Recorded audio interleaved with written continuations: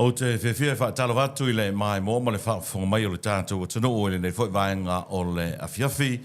Alo mei se whaapoponga le nei o le vaenga lona se fulu po le episode 10 le nei o le programme o le Siapo Lautele. Pe fona sila fio o le swinga tele le o il tātou programme mai le aso lua I le aso stofi. Pei tai o le ua whatau teia I le vai aso atoa mai lava I le aso ngafua e tau le aso whareile o le naunu ta inga lava. Ina ia whaamamala mātili e le tātou porgalame o le Siapo Lautele, mana mālo whaarongia, nisi o mata upu e tau ona matua manino ai le sira fia e le atunou. Pe fōna wha manino ia wha matala atili le tātou porgalame o le Siapo Lautele I le tele o vai aso masina se I mawai atunei. O le aunga lava o le porgalame o le Siapo Lautele, o le wha pupula atili o mata upu, na whai ale o lau whiriwhiringa. E le mawhai e le programme o le Siapo Lautele, mai aunga tā fo le Siapo Lautele, e taulenga ina pe whaalenga ina se tamali anga o se tangata. Whalau ilo atu I le tai auna le la po o le au auli le so, o le malo whaalao ngia o le programme I le whiawhile nei.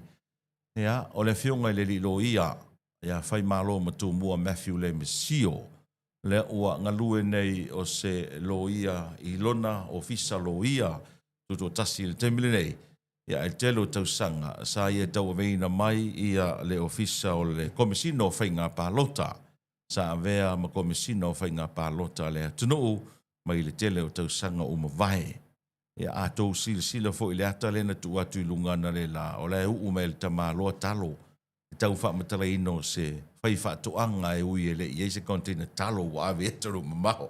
Pa talo watu whai malo se fua manuia whaawatai mo le tali ina o le wala au whaapitoa le porkalame le Siapo Lautele. Ia, aftai tolonga taua mo le wala aulia fo I whaasoi fo I lungo le porkalame le nei. Ia, ia le tua I le nana pule foai. Ia, le utato aulia mai le nei asunga fua, verse 4. Ia pole masina fo ulon fitu fo I le tausanga o le tato fo launga. Ia, whaatala whatoi fo I le whafungfung anga le, ia male malu pa anga fo I le ale fo el tato po kalame le nei so fo maua malangi ma na pau ale me te iloa ila o fionga o loia ai pe o te ila tau sa ila to seata ai sen me le sa va no le tamalo e fai na fatoanga au te le o mai loia i po o tu sala o fionga matanga lo fo le fo wina avena container fai fafo le ia o le tali o vang mo sili sa o ile tele fo yo ui tau le loa tele tangata ia nisi vaenga I fafo mai fo nga luenga alo ia o lo nga lue ia le temini fe lolo fo ia si fato anga lo iai pe tu so le fulima eka lo so o le temini talo ai tu sai fo le fato tu sai le fionga ia tanga lo ia mo me ta amu fo ina e pu ta amu o so o ta fo fal e na pi no fuma pu ele ata ma sa wa pe to fa ai le se ma manga to le fato se ma manga le fato se ngala na ma o mo le fionga le piti nga piti na no fionga ma lo fa tai mo le fa no ino le taimi a fai ma lo e ai mata upo te lo e luoni mata upo te manatu e au mai e pelo finangalo o le lo ia ai me se foi sa esa fai te tonu o le ofisa o le komisina o whainga pālota le atanu le tele o te sanga. E leo toi pōmala e whai mālo I le taimile nei le tele o pālota la iti o le tātou atanu. Uma mai le pālota tele, whai pālota la ititi, tai pēwhoi le whaatata inga ia o vai maunga tolu. Le la lua pālota la iti o le asa so o nei a vai maunga tolu. O le mata upu leo te tau fia whesiri ngi aila o fionga o te lo e te malamlama le tūla whono. O whea tonu a kolosi eile leina o nei mea o whato sina o pālota, maleanga nuu. Ona o le maua nisi, a luatu le sui tau wā o le pālota, ia o le ase whatasinga e whai, e te tauna ave se tupe whai e se mea ai o le whatasinga, ona o le tātuanga nuu ma le whaaloalo. Ai o mai isi mōlia whai mai o le whato sina. O whea tonua, e whai mai le tūla whono, e kolosi eile leina o le whato sina o le whainga pālota, maleanga nuu Samoa. Ia, whaftaia mo le whafsili tolonga taua, e taha ua I o le fsili leo o e fsili ai, pe atato wa ai atu fo I tūlanga no o iai, e le ngata le pālota tele le tausanga le nte e nei, ia whaasolonga fo I o pālota laiti o lo alu le taimile nei. Il mātou awa ai, o o le anganga o lo taatia le tulafono mai le tulafono le tasiva ono o le ono lua o le mautou o lo manino al tulafono aua e te whaongaina se leni ma mea tau mafa whaatosina i tangata palota manino i ai fai mai la le whaoingaina le whaamsinonga mai tau sanga i tele wa mai atu e malia le whaoinganga le whionga ia pātū ia ma whionga fo i whaamsino ia i nei le taimi nei le tatou whaamsinonga i whapea mela ato o le mea tilo iai o le anganga e ave i whai ele fōa i lea o le fōa i o se leni mea ai po tūlanga fo i ai o whaalolonga i pe on tā ua fo i tusai ma tūmanga o le tatou wanga nuu. Ai whai mai la le fo ia le tele o whaupinga ino le whaamsinonga o le vaenga lea. O tātou umo tangata ola ele mwhai elisi tangata ola ona whai tau wina le ia mea olo i to tono le mawhau po le whai ai o lisi tangata si i vaiana le whaafungfong mai Samoa. Le mafuanga na whai mafuanga le o to le tangata ave le tupe. Pe ave mea ai ele mawhai ona tātou tilo i tono le mawhau tangata le po le atonu le anganga le ave ai. Le whai mai lo le whaamsinonga. E tilo la le whaamsinonga i vaenga ia. O le taimi e ave ai le whalolonga lea po o se leni po o mea tau mafa. Ia lona lua o ngai o inga le tangata e whaatino. Mai to inga whaatino. Fui e la tuamo mono le tanga. Ia ma upu la e hafo ia. Whaonga. Tu le tanga. Tautona le palota. O inga la e tilo. Ia i whaamsinonga i le taimi e whaawinga ia vaenga lo le tūlafo.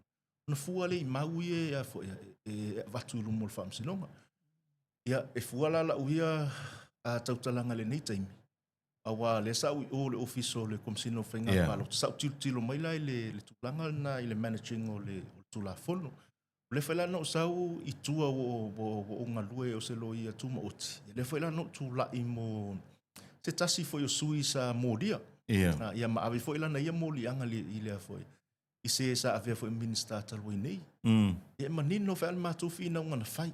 Na mātou whina ul whaamsinonga o le taimi le awea i le e se leni nei. Matua i tūla lata le whainga pālota. O upu na lafu. Lafu o le taimi awea le tupelea. O a foia. O upu e manino mai o le anganga e whaatou sina. Ia ma le taimi. E le ngata o le taimi toe lua whai aso pe toe lua aso o le pālota. A o le taimi o le pō. O le tele o taimi o te vuu mo moe tangata. Ai tolo atu le e le ngata i le sui. A o sui o lana komiti. Whaatino ia ngai o inga ia. So, ia tusaila ma le fasili. O loo manino ape a whai tau to toa le i vaenga i whamai le whamsinonga. E lata lo le a foia le pālota. Mo lunga foi le nao le risk i le sui tau va. Le tau whai alu e whai ana foi whaalo longa matulang whapena. Ia, o le matou whautuanga ia e masaina whai a matou tonu foi o l'ofisa. Matu whapea mai sui tau va. Lea se mea la ave fuani se leni matulang whapena pa e alu e whai so whaala wilo. O le mau le whapea mai. O le mawhau le mea na e tusai ma le tūmale nganu usamo. A tatou tilo toa ia. O le fesili. O le whainga pālota o se vaenga o le nganu usamo. A tatou fesili toa ia. O le tatou vaila ia. Whatoa a mai le whainga pālota i le tasivon sfulu. O le na mai le palan. Ele i la vea la le pālota i se afoia. Anga nuu o Samoa. Mai le mawhai ona whaapea mai. Ona whaamausa li se whaasino manga o se tangata Samoa. E fua lungo le pālota. Le mawhai. Awa foi o tangata Samoa. E tele o na haa. Tele haa o tangata Samoa. E tele o na ahinga. Le o te mana tua le teimi na tamawhai mai. Foi le mawhai ngā malo o le HRPP la tau e whaamalo sia le tū la fono. O le whainga tā o le tūlafone. Mai tō whelo pulo le whiunga le al komisina o le whainga pālota masiona au vaa. Le whain tātou whaafonga hatu upu ia le tūlafone i tono le palmene. O le whainga tā o le tūlafone le ona o le tūlafone e aia ia ingai o inga. A tangata tonua i e pāsi le tūlafone. Leaders. O la tō whai la ia i tono e fo i tono le palemene. O la tō ia a watu la tūlafone e whapea tūlafone. E sāna e whaia le mea lea. A e titilo atunga. Pea whaia oele ti tonu i o. O la o mea lea te malo oi.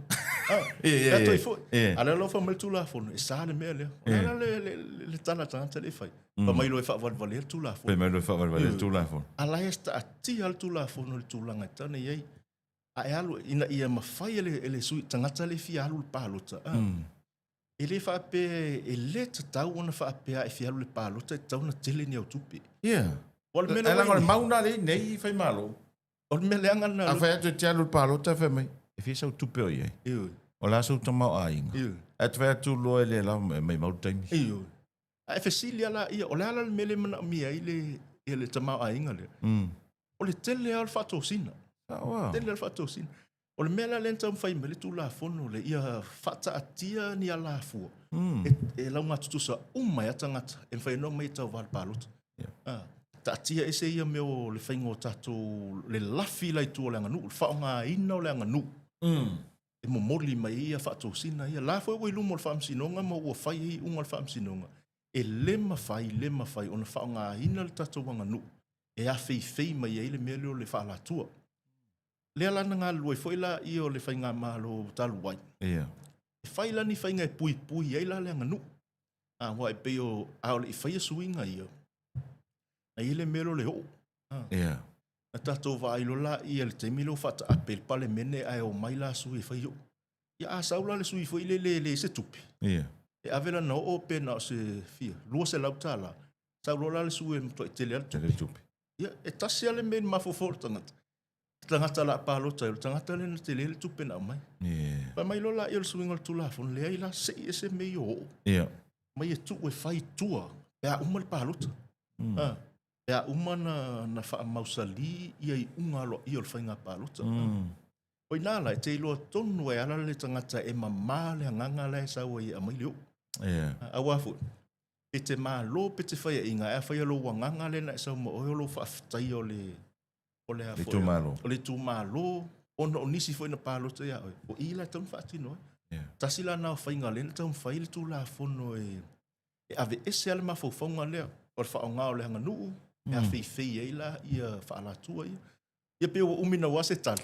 Alanga o le toa inga fesili le ila uita tonunga. Ele mawhai ona tali se I pole le ai. Langa e lautele. Lautele mai te tau ona tala no pea ia ile malo le atunu. Ai mese ala tangata palota. E whai ona isui tau vā. O tangata palota. Tangata pito sili na leanga lo te iloa o komiti. Yes. Tamana le o mai nei.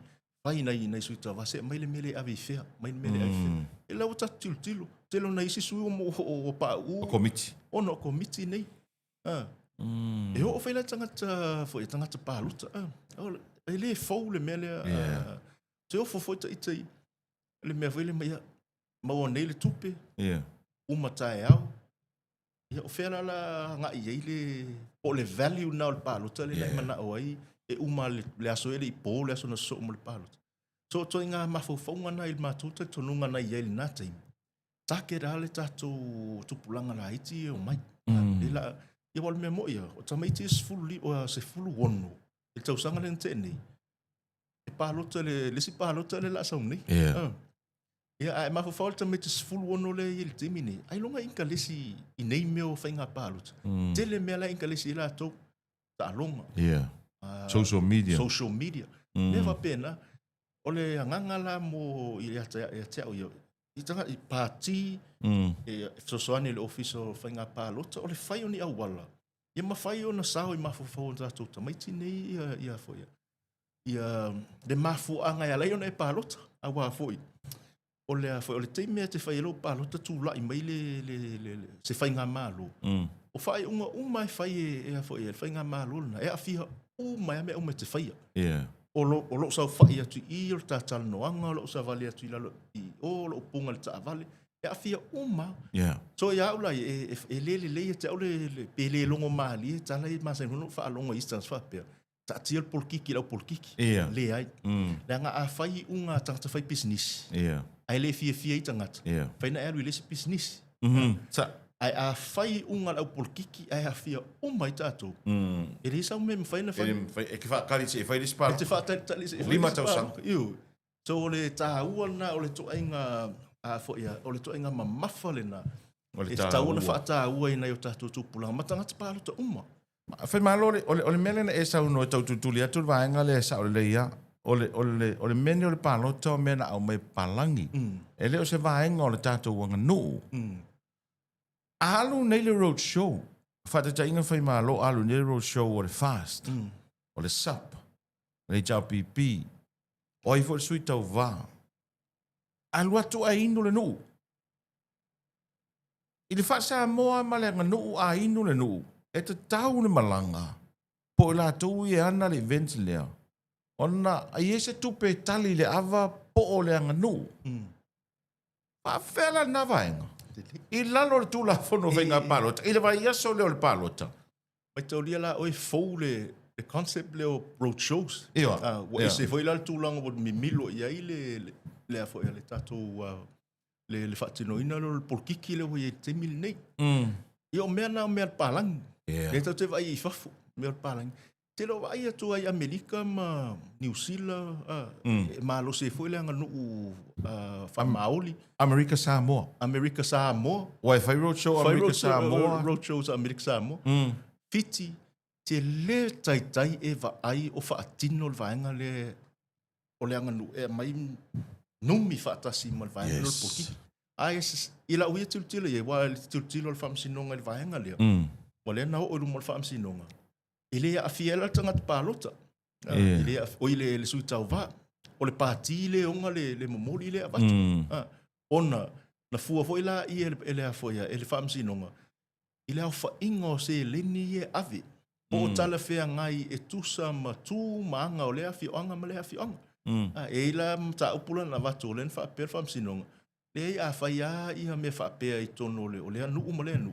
O to inga se leni ala e fatino. To inga se leni la fatino. Pa ia wa ia. I lo manatu na o pe tato e fo ia le mesa wa ile pa lota. Male me molona male tato wanga nu. Ya wa ile tau fa ia nei me. Ile tau fa atino le nganu a wo e fai road shows. Fai. A me ta titilo ile le tinga ino nai tu malo manu. Ile aiva ai i tonga o tupe o mea ai ma me fa pena. Te no fale mai mafofau. O le anin tam fai tato e fa atau ngofie le ava noa i tangata e o e tam fai le palo. Ta wa ile tangata yanga va. Ai le lava le tamau a inga. Le nana sa ili pe mo se ala fua ina ia launga tusa mai le ava noa. Ai a fai le fainga lea. Ia puto e fo ia tato le meren sa ue o le matua tau ta le fainga palo tan mere la ia. Ia nai tangata fo i anga va. Ai le lava se leni pele mana o fa alu la to se leni i tu inga mene. Ia le mo ala la to le ava noa. Ma ole ale mo fo e sa mo le ava noa. Eu mai tangata i tau tua sa mo ala i fa ia na upu fai. Le o tato tilo le ta ua o le tatau o na lava o le to mai ele ngata i le to mai fa pitoa. Ia al to fa mamau ma le fa utanga mamau. E fa atino i fa unga ma fa afsoa. Pa fesoa ia manatu. Ia awalu filufino le ngata le tamau a ingo Samoa. A tu la fono e ta ili meina inga luenga mo le o langa o tangata Samoa yesu umo. E malia la utau whalongo atu fo ile le pe wof. O ste mo ne wo whalongo ai stangata o sauno ai le vaenga le ale pe utau walu lo mafo fa pe sa o fai malo. Ila tu ia e manu malo mai le panota. Tai peo fai pule le palemene. O la tau nei e pasia tu la fono. E lima taita ina ile atunu o atoa. Ai a fai la. O la esa o fai e ma se isi to tono le palemene. Tu lou le mauta le palemene. E na ui atu se corrupt practice mai le fai ngā pālota. Whape fai ngai mea. Ia o le whainga tāna o le tūlafono lea. Ia. Ona o le avi tone ilo e tangata o lea, fia tonua ia ingo le tūlafono. E fia whaisau whamtalanga i le teimi na amata ona whaile ilo le vaevaenga i tūmalo. Whalpalota ina ia ave ese mai tūmalo Paalanga nu. Paalanga nu. Le vaenga na. Ele on tamai suinga ia. Leo te mana tua le teimile na o ngai peto o wha e peto o lima ia minista na ia le teimile na. E a fia i le suinga lea. A le tala sa whai e le tai o le malo le teimile na. Pau al ne le teimile whai i suinga nei ono mafuanga nei. Mua. Olo ia fo ia tato I tu malo fo ina e tu ingei ia lesi vaenga o le tu malo. E tu sa va I lesi vaenga le tu malo. Pei fo ila upolu ma. Le ala na mata vesi e fo ia le teimi na. O te mana tua ina ua fe au maia o te watu e faile mea fo ile o le pre-sitting o le palemene. Whaatala noa le vaenga lea. O le tala le na lafo e se tasi o sui fo I tono o le palemene le na teimi vapea. O le ave esel tu la fono lea whaasino manga o tangata Samoa. Na ofisili e tangata lea. Sile pe whawhewhea na ave esel pālota na mai el pālang. Ia. Se a fo ea, se whaasino manga o tangata Samoa. Na ola mai mai. Na ola mai mai ia. Na ofisili lo le iai. O la ufionga. E tu titi a luas fulu I ngua matai. Ia. Lea lai le stala la ufionga I le ngua matai e tasi.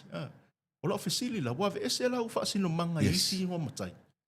Ian tu mai lo le ilalo le level o le whanau. Tau lia la. Il teimil na mawhaina pālota I le whanau. E tau wala atu le matai o le tamā. Ia. A whai le whiriwhiri se si o lan whanau e alo e pālota I le aida I le suafa matai. I le suafa matai o suafa matai ni e luas fulu. E ave ese le afo e le whaasino manga o le tamaititi I le ingoa matai le mele pālota e lon tamā. Ia whai ngofia le tali e le ai. Ngofia le ai. Le ai. E te lea latu fo I fongo le tonu. Te lea latu fo I fongo le tonu. Pos wha lave le tau a inga. A le te pālota le me te no fo e ala tutua. E le mawhaina tuli o I whafo e tato le tau a inga whapea mai. Alu whafo I kere I pāloka ingi. Le ai. Pau me e tilo mai e o a inga lai tua. Sa vai. O le osi a inga. Sa vai. Pai o wha lave e tu ma malfisosoan. Pau ana. Osi a inga. E le popole matai le tau sia a inga I tono nuu mafio anga. Pena I pālota o I sa vai. Pena I pālota I tua. Pena I pālota I nei. So ole to inga maula na pina whaafefe ia la ngono ngai tangata ia. So mila ave esel whaasino manga o tangata Samoa. Al tangata Samoa. E le tasis me whaasingo iei oi. Te whaasingo le tuolu ta ma. Whaasingo le tuolu tina. Ale mea na ielina unau ta inga. Ole o mai tau lia fo el palemene. Ole ngaluenga tele o le palemene fai. Ole lufi ina le o le paketi. Ina ia mawhai o na tina e Samoa. Ole ala le tina e fai pe a fai e no nofo mai I pe onos fulpasene o tangata pālota se tu malo I sa vai. Ole no nofo I nei, ono ni so o tanga. Ale na feola I fai nei tangata ia. Na pālota la ia malo ato ele se sui I tangata nei. E whawhea tangata la eola I sa vai I aso o mole o langa, tono nu. Le suinga la na le na tau a mai. Alwa la tangata I pālota I o I le mea o nofo. Ia le lea laia e sa o le tala le te whai atu. Sau ai lo tonu mo le polkiki lea. Ai sea. A foi lo tilo atu le si sui ana I tonu le palemene. La o polkiki fa pe la vea I ka kulkula fongo le. A makalonga whai ia la ko mangaku. E wha leanga I le nganga o le tula fono e nā taimi. Ona o le nau ma lo il tūlanga o le polkiki. Nā tonu la. Kusa o lai si le fia ia o le mea ma lo ai ma le mea le ma lo ai. Na peile o tau le ngai nai le tula fono. A whai la le ia te au le pao. E whai anō tāo fia le tula fono le sa we ave ese ni whainga o leo te iluana o maa loa mai e. Le ala lau me whai. Wha le anga lo tula fono. Wha le anga lo tula fono. O le mea nai toa lo pulo o le whionga le komsina ma se o nau wa.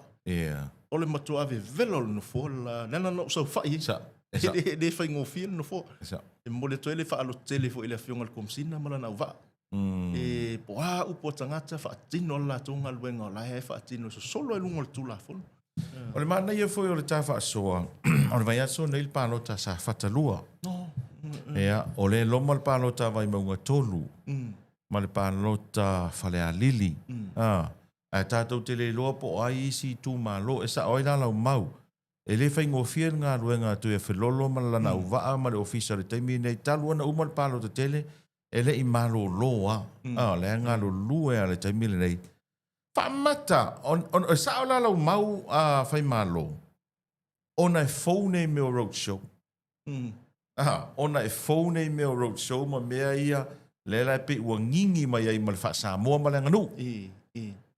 Whamata e lau tali tonunga. I le malo a ia.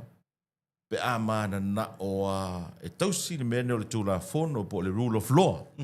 Whamata e leo se hawa noa wa te taurola. I le malo po o le minister fo I o le palota. O le fai lola se tula fono.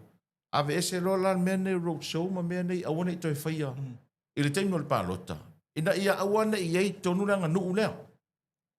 Ia uia, e le tu le lei o le a fo ia road shows. Ia. E le leanga ia o le road show. Leanga I te tau ona inform le tangata palota. Ia. Po a ia fo ia. Po a ia vaenga o latu sui le tau va. Malana pāti e whaelo atu. O le vaenga leanga. Ila uia te tonu. Ia. O le whaonga aina I leo leanga nuu. Ia. I le mea lea. Le whapea mai ia a mai ato e o... Ele se leanga o nā mea. Ia ila uia te tonu. E mawhai na whai. Ele whapea se me ele mawhai na whai. A whapea ele mawhai. A whai ele whaia. E o tisis. Watu al whawhongwhong mea sa ame. Le ai. A le mea whai. E te tau le tangata pālota. He or she has the right to know.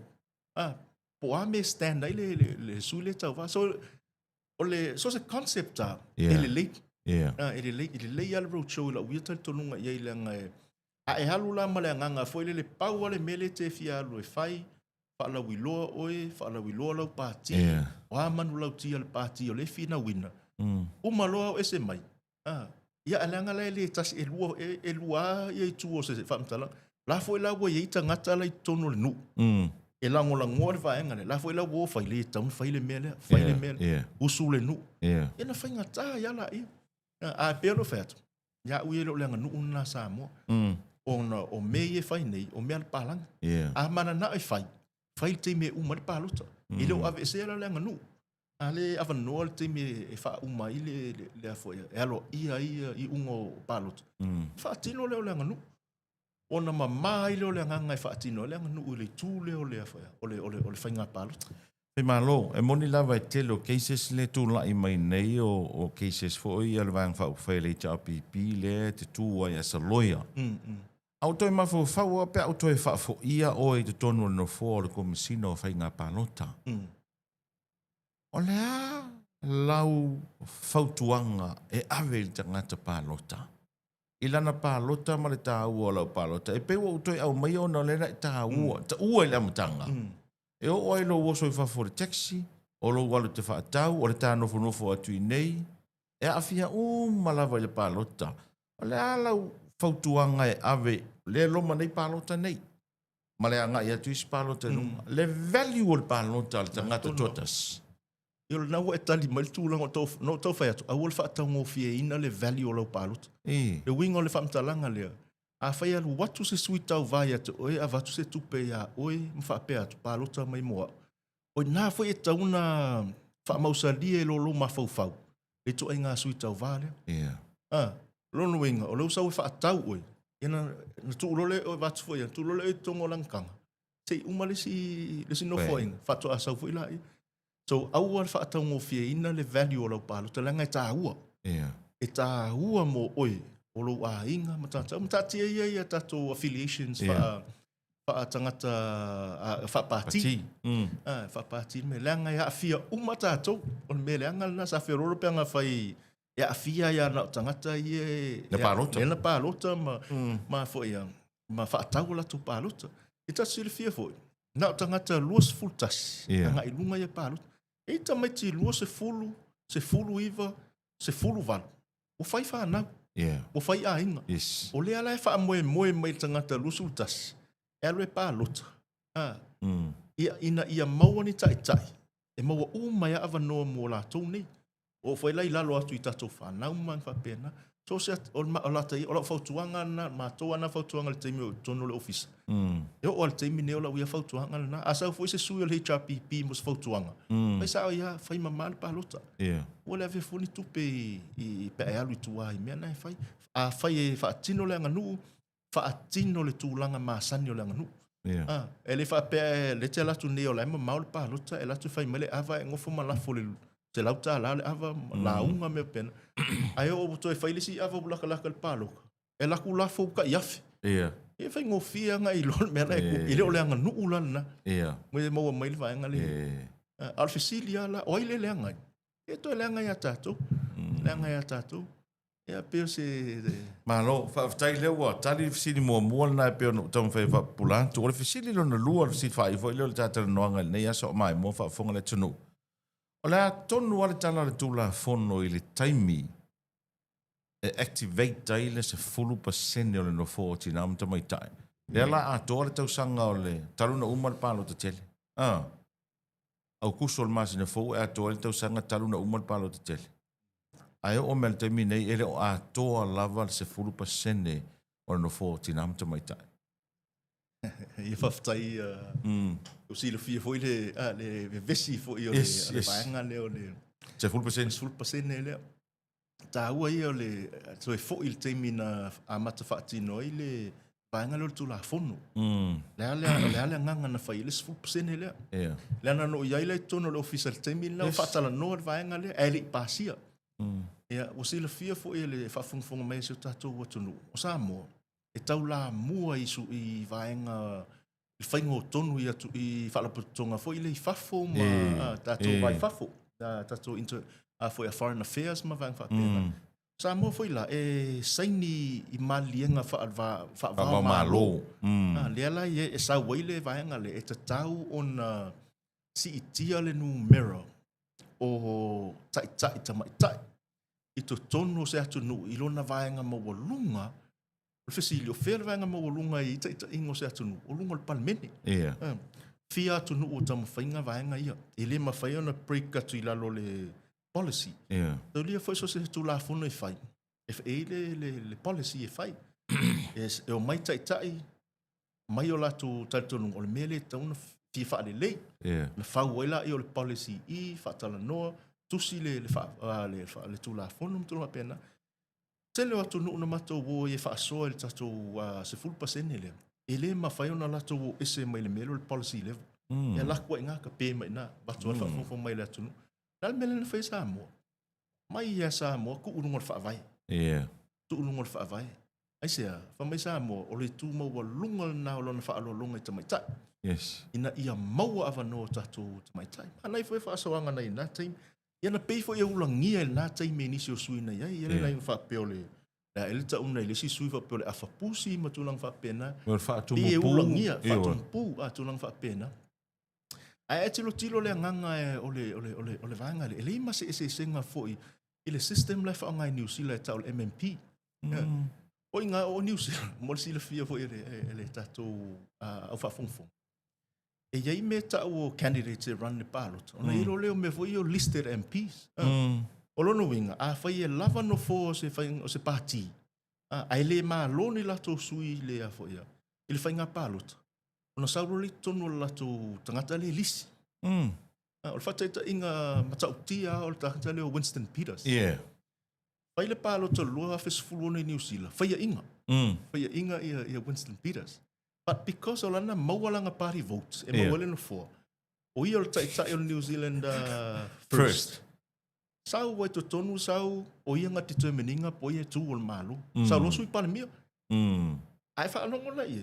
O ia hau, o tere iwa aia o wala auni tatou tangata sa mua o lo i New Zealand. Winston Peters. E wha atum pūl melo sau e kong Winston Peters. Foi o process, foi o systems ia le e tonu atu nu. Tula fono. Ele tutusa uma systems i foi atu nu. Ele tutusa ta toma New Zealand. Australia. Malia i Australia. Ele ma fai na alu senate Australia. Pe a fai te dual citizen. Le ma fai. A fai la o se tangata sa mo e te sitsengi sa mo e fi alu ki alu senate Australia. E te tauana e sa resent lo a fai. Lo sitsengi sa mo. Ave ese lo sing sa mo. Al kem kalasi nga i Australia. Kira fa anong fo yo fai kio nga yo ka sa mo o ile nga mea. Me se ala ka kala o fe o lai o sing peila ko taxes i o ma. Ta opuna la fiela to. Ja fiela to. Ja la o mai lo il 100% le. Fa mai le 100%. The same principle. Same principle le o mai e le fai New Zealand. Ala lai fai mai. E patino a mo tatu tamaitai. O upula i whao ngā mai lea na whau e al matou whinga unga le nā taimi. Le fai mai le vaenga leo le tatu whaavai. Ilo na fai upu ona foi upu fa tasi bi. Whapea mai, if following any general elections, election, winga, ilaka ia wha winga, hoi lele, asa tangata ile mahaea o le palo te tele. Palo te tele. Ai leo a tōles 10%. Activate. Tau lona whai. Mato whinaunga la langa mato whatingonga la le lua fsuluono. Yeah. Ele i vivesi. Ele ves. Ele i vivesi. Whaatino atu le lua fe se fulu... Luatas. Luatas. Yeah. Vivesi lo. Aisea. Ia ono o le political environment. Yeah. Ai a mātoua. Ana sa we fast le afoia. Fast pe independent pe ale sita mai tai le iai. Se 10% ele não. Le se 10% le. E whai al whai uma. Yeah. Aisea. A foi lango mātou le managing o le officer le... E va aiel tu la fono le ia mauti noa. E le lalo i forse 10% tamai tai tono le. O le el panmen. Ia e pangale i le vevesi nei nā taimi. Ia nei uana maua. So Yeah. ia o ngala i le lua whelua tasi lea lau e le ta o tonga le whaawinga ina tono le vaenga le o la fono. Le o whaawina le whaamsino. Mai o te whaalo i fua ia uia. Ai le whaapea la e tau fia i le uia la ngona. O le atunu ne o le atunu te mukalas. Yeah. O te lofo i o whamasino, e le o tia no fio la tau fina ngalo i tātou langona. I le tūlanga foi le fua i lungo mau. Yeah. Tātam wha mau. Le pe o isi tangata i te whai tau i lungo le social media. E le lopo o whea le whau mai ia langona. Ai whaari pera o manatu. E le tūlanga le o upuna na fua i ele mātou whinaunga. Mai tau lia foi. O lesi whaenga le mātou whinaunga e le onu. Yeah. E lima ia tamaita ia foi ia. E tau ele lima e tau nono. Le foi na vesi ai. Yeah. Ia le ana sa mātou. Yeah. Sa mātou le mātou whinaunga le nātai. Le anga upu le whai mai e le tau nei lalu. Lalo ma le 100%. Tele yo whaawinganga o... Kele o le au pasi maths i lawa i kaimi o. Ai te tilo foi la, ele tasi se maths. E me ta o le matematika calculus. E matematika stats. Ese ai alu foi e tilo le whaatingo inga le maths le whaatino i pasene o interest o bank. E tele latu e whalitangata a saule le whaapea ma le bank. Ia mali e iwa tesi ma le valu lau interest. E le kai e whai e to e whaawila tu i lunga pe tu i lalo. Ongo le discipline ngā i o le maths o le whao ngā i le vang. O i. E senga mai wa le interest le pe i lungo kako mo kesi ma longa sa pe. Ke le ilopo wesa ka ngalak whai le kui fo lungo se fulu. Sulu pasengi. Ke le mga e pe 9.9 ke o le 9.8. Ke mga e pe sulu pasengi le ai. E ku maua ia 9.8. O i, o le kaukala ngoi kangaka. Objects. Le whai kingo. Stats. Tulanga, le ala na whai mai le rule. O le rule la lesau. E le mawhai i so se taimi. O nei lalo ma le se 10%. No mera a tō ta maitai. I tu tonu le palemene e fua. I le numero no fua. O la maula. Calculate i fole mele. E 9.8%. 9.8 is not 10. It's not 10%. Simple as that. Ele se kangaka 9.8. Ele is 9.8. E te taula, wala wasa role me, 9.8 la, wala floor le mea le, e le ceiling. E mawhaina e pa ui lalo. O e mawhaina e alu ai lunga. Ai le mawhaila ona e pa ui lalo. Sa role 9, o se fulu la le, a sa 9.8, ui lalo i. O le ala le mele tupu. O le lalo mai o 10%. O le se fulu paseni. O le mea la e whai. O le ala me to e alu i lunga le, e ina ia au sia i le 10%. O le whaapopo le... Popo le no fua. E le mawhainga wako se whastangata i tone e whai. Ia i lunga i o le afo i o le. E te tauna watu le tangata ato. Ia lena matua i au wai le fina ngano le whamsinonga. I le ngata le fionga i Justice Nelson. I lalo le Supreme Court. Ia a o le majority o le Court of Appeal. I le tūlanga lena. So i le fasili i le taimi. Mātou fi naunga ma le whai au te tali tonu ia uia. E whaatino le teime umai le general election. Le ango lesi la election e tupu mai tu, e ese le warrant. E mai, ese le polo inga e mai whaatino ai. Wa leto e whaafo i tonu le polo inga le fionga le au le malo. Pa umai lola i o le afoia. O le general election. I lo whaapea mai la le mea. following any by-election. Or any general election or by-elections that comes out of by-election that come out of lihai ngal famai general election. On matou na te tulunga. Ai le anga le wata tia le whaawinga ina le whamsinonga. Ia o le winga la, o le taimila nei, le la o sekir ku le vaenga le tula fono. Le longa e uma ia by-election. Ia by-elections. Ia ti te whaila le polenga pia no whai atu. A whai o le numera le tasi loai po le malo e tu. Olo no winga o le matua a fia le polkiki le tulinga o le numera le a. Ia le fo tatou tilu o le ausia la le nganga o le tula fono. Ina ia le lalo mal 10%. I so se taimi te me mai ia fai ngā pālota Lautele.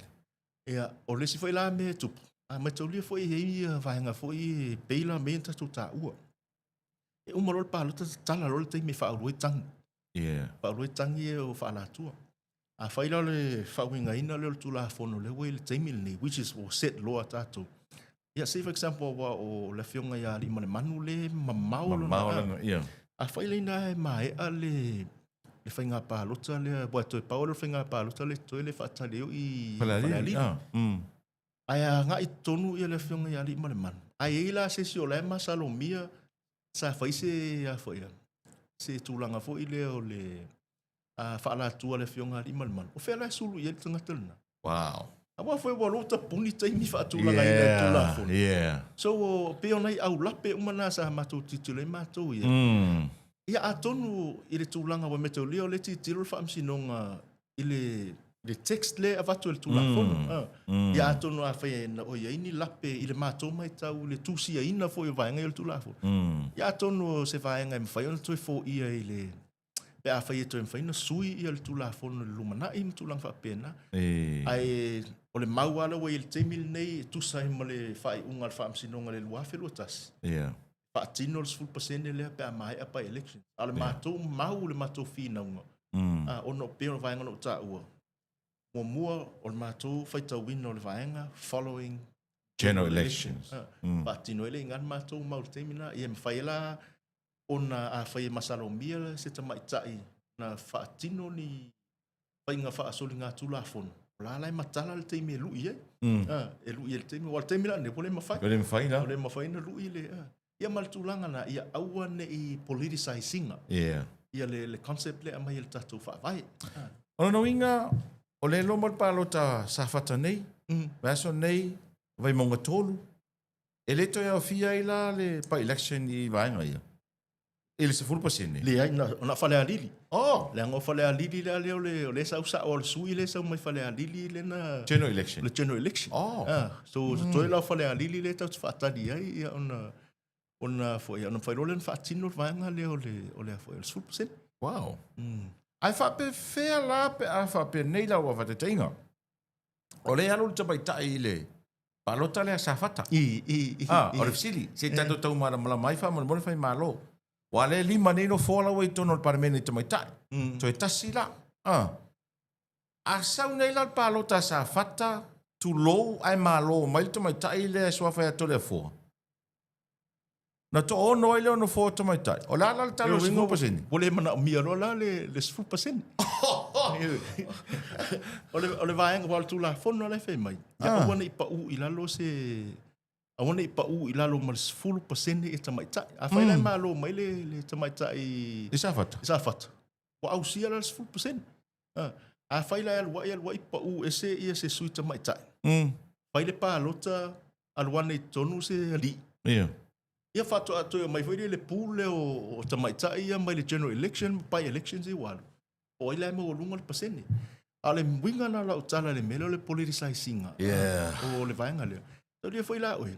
Ese ia numero tangata pālota i tumalo. A oa fo ia i mai le pālota tele pālota le pālota le titi. Ia le la whatita inga la tele lope fia i sangata le wolos futasi nei le. Ia sa fata. Mai le pālota tele. Tele al suinga i nao le lolam tula. Ia tangata wa maadi liu. Tangata umalanga i faf. So e mawhai ngā rurunga lola mwhai ngā chua pilanga. Na move i foi la i o le pasene o no mau. Ia mātota le tonunga. Ana whaatino le amatanga i fo ia o mama fitau lia. Isi whaafita. Anga umalo le general election activates lo. Iyo. Il matona ia whinaunga na iai. Ia ai peo na whaiatu. O leo ua taatia le taatianga. Ele tula fono ono whaiunga whamsinonga. O le taatianga le tauna iai. Ia mai u whaalolong ia uma. Le tauna toe alo seisi le vai. E te lea la lave ri. E whai asi te leo lave ri. Ta upule tulai. Malo, whaatai tele whai malo, whaatai mo le whaamano ino lo taimi, ia, e tai ma le talanoanga i mta upu nei o le naunu ta inga ina ia, malama o tātu tangata. A me se fo i eitu malo, ia, lo manei la tau palo tala i tititano sia, ia, o malama fo i le tātou tino mai niso i tu malo. E manisi tu malo o lo mamai la tau palota. Yes.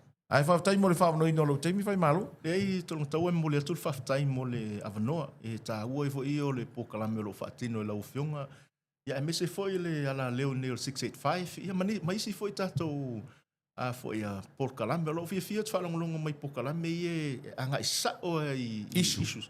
E tu sa la pe te le agree. Ai tati fia whalongolongo o no lai ei ma lai back mai i data o evidence ma tula mapenga. Ia a umai whala te lope, oi leila se se la uia whauinga nele me. E tu sa la pe te le i oi e.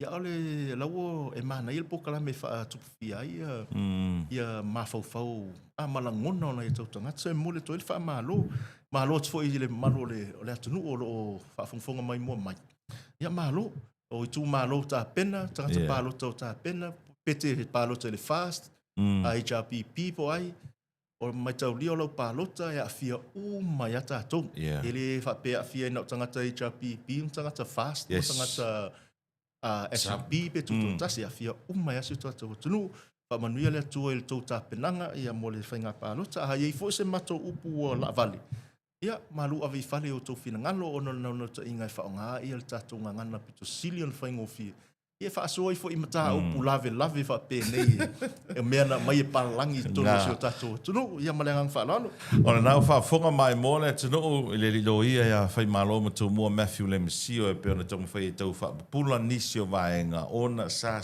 whai ia ili nufua o le komisina o whai ngā pālota i le tele o tau sanga o seisi whaaponga proklame o le Siapo Lautele le tau le whai le whiawhia tai au whaasoi fo ia.